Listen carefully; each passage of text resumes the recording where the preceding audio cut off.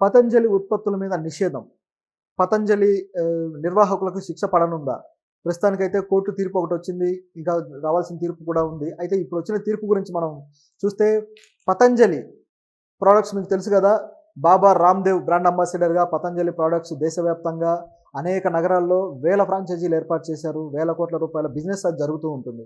అది దేశీ వైద్యము లేదా దేశీ ప్రొడక్ట్స్ పేరుతోటి భారతదేశ సంస్కృతి, సాంప్రదాయాలు, ఆయుర్వేదం అనే స్టాండ్ తోటి ఈ ప్రొడక్ట్స్ అన్నీ వస్తుంటాయి. ఆయుర్వేద ప్రొడక్ట్స్ పేరుతోటి. అయితే దీని మీద చాలా ఆరోపణలు కూడా ఉన్నాయి. ఈ పతంజలి ప్రొడక్ట్స్ మీద. ఇవి పూర్తి స్థాయిలో ఆయుర్వేదం కాదు అంటూ కొంతమంది చెప్పడము, అలాగే వీటి మీద కొన్ని ఆరోపణలు చాలా రావడం జరిగింది. అయితే గత కొద్ది రోజులుగా ఈ కరోనా టైం నుంచి కూడా పతంజలి పూర్తి స్థాయిలో వివాదాల్లో ఇరుక్కొని తర్వాత పోలీస్ కేసులు, ఇట్లా కోర్టు కేసులు అవ్వడము, ఇవన్నీ కూడా ఈ వివాదాలకు సంబంధించి అన్నీ కూడా కొంత కోర్టులో వాదోపవాదాలు నడిచి ఇప్పుడు ఒక్కొక్కటి తీర్పులు వస్తున్నాయన్నమాట. సో ఇది ఒకసారి గమనిస్తే అసలు ఏం జరిగింది? బాబా రామ్‌దేవ్‌కి కోర్టు ఎలాంటి శిక్ష విధించింది ఇప్పుడు చూద్దాం. నిజానికి ఈ పతంజలి ప్రోడక్ట్ అనేది ఆహ్, ఆహ్, కరోనా టైంలో వాళ్ళు ఒక ప్రోడక్ట్ తీసుకొచ్చారు. అందరూ కూడా కరోనాలో చాలా మరణాలు సంభవిస్తున్న టైంలో pandemic I think second term వచ్చినప్పుడు అందరూ మరణాలు సంభవిస్తున్న టైంలో ఒక ఔషధం తీసుకొచ్చారు. దాని పేరు కరోనిల్. కరోనిల్ అనే ఒక ఔషధాన్ని తీసుకొచ్చి ఇది తీసుకుంటే కరోనాకి చెక్ చెప్పినట్టే, ఇక కరోనా రాదు, ఉండదు, తగ్గిపోతుంది అని చెప్పేసి ప్రచారం చేయడం జరిగింది. ఆ టైంలో ఆయన కొన్ని వ్యాఖ్యలు కూడా చేశారు. అల్లోపతి మెడిసిన్ అసలు నమ్మొద్దు. అల్లోపతి మెడిసిన్ ఒట్టి బూటకం, ఒట్టి ఇంగ్లీష్ వాళ్ళ డ్రామా అని చెప్పేసి అది ఇది వ్యాఖ్యానించడం జరిగింది.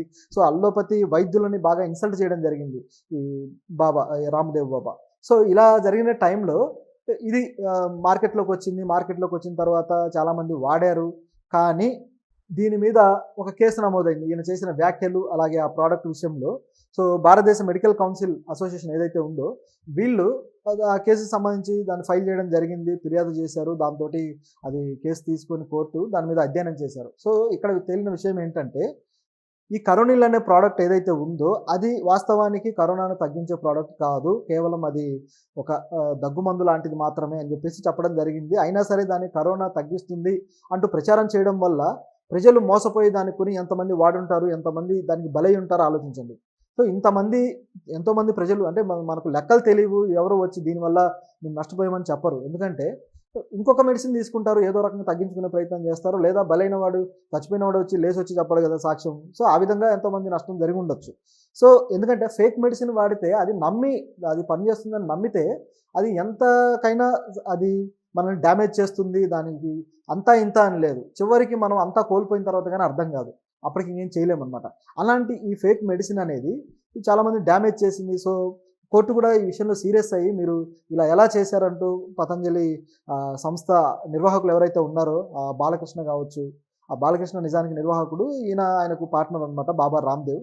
సో పూర్తి స్థాయి బ్రాండ్ అంబాసిడర్ బాధ్యతలు తీసుకొని ఈయన నడిపిస్తూ ఉంటాడనమాట. సో ఫేస్ ఈయనది, బిజినెస్ ఆయనది, వేల కోట్ల రూపాయలు మాత్రం ప్రజల నుంచి దండుకుంటారు. సో ఈ విధంగా చేస్తూ వచ్చి దాన్ని బ్యాన్ చేయాల్సిందే అని చెప్పేసి కోర్టు కూడా చెప్పడం జరిగింది. దాంతోటి ఆ కరోనిల్ మందుని ఆపేశారు. ఆపేసిన తర్వాత మరికొన్ని ప్రోడక్ట్స్ విషయంలో కూడా కేసులు నమోదవడంతోటి దాదాపు 14 ప్రోడక్ట్స్‌ని కోర్టు నిషేధించింది. దాంతోటి ఉత్తరాఖండ్ ప్రభుత్వం ఈ 14 ప్రోడక్ట్‌లు కూడా సరైనవి కాదు, వీటిని నిషేధిస్తున్నామంటూ ఉత్తరాఖండ్ ప్రభుత్వం నిషేధించింది. నిషేధించినా కూడా కొంతకాలం అవి మార్కెట్‌లో ఉన్నాయి. కానీ కోర్టు సీరియస్ అవ్వడంతోటి వీటిని మేము వెనక్కి తీసుకుంటున్నామని వీళ్ళు చెప్పడం జరిగింది పతంజలి నిర్వాహకులు. సో ఆ ప్రోడక్ట్స్ ఏంటంటే దాదాపు 14 ప్రోడక్ట్‌లు అవి దేశవ్యాప్తంగా ఉన్న ఈ మొత్తం వాళ్ళ ఫ్రాంచైజీలు ఎన్నైతే ఉన్నాయో 5,600 ఫ్రాంచైజీలనమాట. ఈ మొత్తం ఫ్రాంచైజీల్లో ఈ 14 ప్రోడక్ట్‌లని బ్యాన్ చేయాలి, తీసేయాలి, వీటిని అమ్మొద్దు అని చెప్పేసి వీళ్ళిక స్వతహాగా చెప్పడం జరిగిందనమాట. ఆ ప్రోడక్ట్‌లొచ్చేసి శ్వాసరి గోల్డ్, అలాగే ముక్తవటి ఎక్స్‌ట్రా పవర్, అలాగే పతంజలి దృష్టి ఐ డ్రాప్స్. ఈ విధంగా దాదాపు 14 ఉన్నాయన్నమాట. సో ఇవి నిషేధించారు. ఇవి వాడొద్దు, తీసేయండి అని చెప్పేసి ఇక దేశవ్యాప్తంగా ఇవి ఉండవు. సో దీంతో పాటు ఈ వైద్య శాఖ మీద చేసిన ఆరోపణలను కూడా వెనక్కి తీసుకోవాలని చెప్పారు. సో అవి కూడా వెనక్కి తీసుకోవడానికి సిద్ధపడ్డారు. అయితే ఈ ఫేక్ ప్రొడక్ట్స్ ఏవైతే ఉన్నాయో ఇప్పటిదాకా వీటిని చేసినందుకు, ప్రజలను మభ్యపెట్టినందుకు వీటి మీద మీరు శిక్ష అనుభవించాల్సి ఉంటుంది, ప్రజలను మోసం చేసినందుకు అంటూ కోర్టు వ్యాఖ్యానించిందనమాట.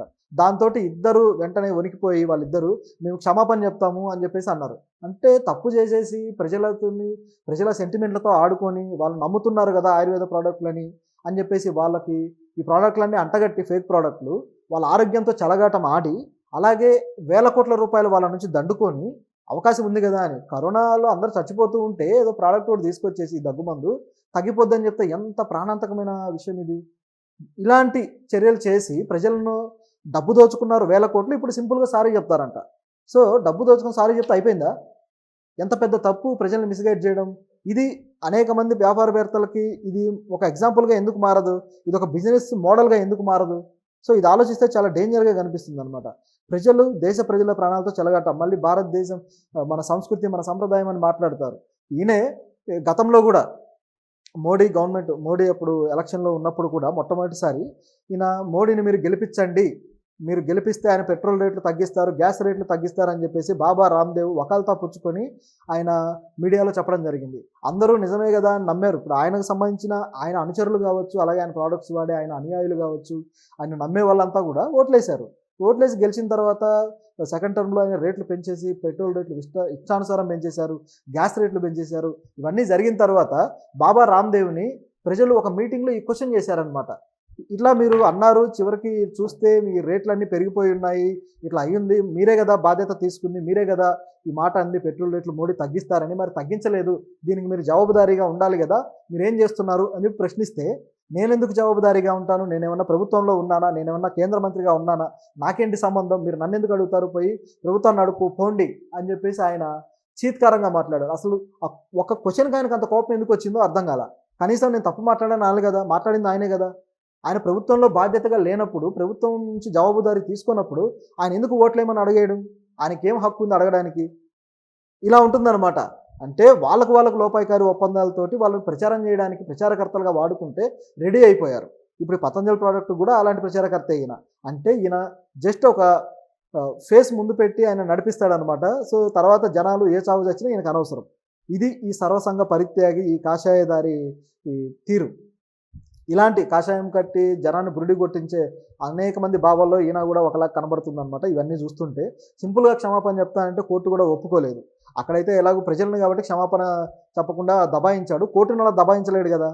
కోర్టు అడిగితే సమాధానం చెప్పాల్సిందే కాబట్టి క్షమాపణ కుదరదు, శిక్షకు రెడీగా ఉండండి అని చెప్పి గతంలో ఒక 2, 3 నెలల క్రితం వచ్చిన వాయిదాలు చెప్పడం జరిగింది. ఇప్పుడు దానికి సంబంధించి తీర్పు కూడా ఇచ్చారనమాట. ఆ తీర్పులో ఏముందంటే, మీరు ఏ యాడ్లయితే, ఏ ప్రచారానికి ఉపయోగించే ఏ అడ్వర్టైజ్మెంట్స్ అయితే వేశారో, అలాగే అడ్వర్టైజ్మెంట్స్ క్షమాపణ రూపంలో వేయండి. ప్రజలకు క్షమాపణ చెప్పండి అంటూ చెప్పడం జరిగింది. అలాగే వీళ్ళు అడ్వర్టైజ్మెంట్స్ కూడా వేశారు. ప్రజలకి, కోర్టుకి క్షమాపణ చెప్తున్నామంటూ. అవి చూసిన తర్వాత కోర్టుకి ఇంకా మండిపోయి కోర్టు ఏమన్నదంటే, మీరు పత్రికల్లో ఏ సైజులో అయితే ప్రచారం కోసం ఉపయోగించారో యాడ్స్, అడ్వర్టైజ్మెంట్లు ఏ సైజులో అయితే ఏశారో, అదే సైజులో మీరు కోర్టుకి క్షమాపణ చెప్పాలి. అదే సైజులో మీ అడ్వర్టైజ్మెంట్ ఉండాలి అని చెప్పేసి చెప్పడం జరిగింది. దాంతోటి మళ్ళీ వాళ్ళు అదే సైజులో అంత పెద్ద టాబ్లాయిడ్ సైజు, పెద్ద సైజుల్లో వీళ్ళు మళ్ళీ ఈ క్షమాపణ చెప్తూ అడ్వర్టైజ్మెంట్ రిలీజ్ చేయడం జరిగింది. సో, అంతటితోటి అయిపోయిందనమాట. సో, ఇది తీర్పు. దీని నుంచి వచ్చిన తీర్పు. అయితే ఈ తీర్పు కూడా సరిపోదనిపిస్తుంది. ఎందుకంటే ఏదో కొంత జరిమానా విధించారు. వేల కోట్ల డబ్బు దండుకున్న తరువాత ప్రజల నుంచి ఏదో కొద్దిగా జరిమానా విధిస్తే అయిపోతుందా? కొన్ని లక్షలు లేదా కోట్లే అనుకోండి. అయిపోతుందా? సో, తప్పుకి శిక్ష ఉంటేనే అప్పుడు మరొకరు తప్పు చేయకుండా ఉంటారనమాట. సో, ఇదొక బిజినెస్ మోడల్‌గా మారి వేల కోట్లు దండుకొని తర్వాత సారీ చెప్పేసి డబ్బులు మంచేస్తే అయిపోద్దా? సో, దీనికి సొల్యూషన్ కావాలి. కావాల్సిందేంటంటే వాళ్ళకి శిక్ష పడాల్సిన అవసరం ఉంది. మరి కోర్ట్ ఎందుకు గతంలో వచ్చిన తీర్పులో అయితే శిక్ష వేస్తామని చెప్పారు గత వాదనలో. కానీ ఈసారి మాత్రం శిక్ష వేయకుండా కేవలం క్షమాపణతో సరిపెట్టారు.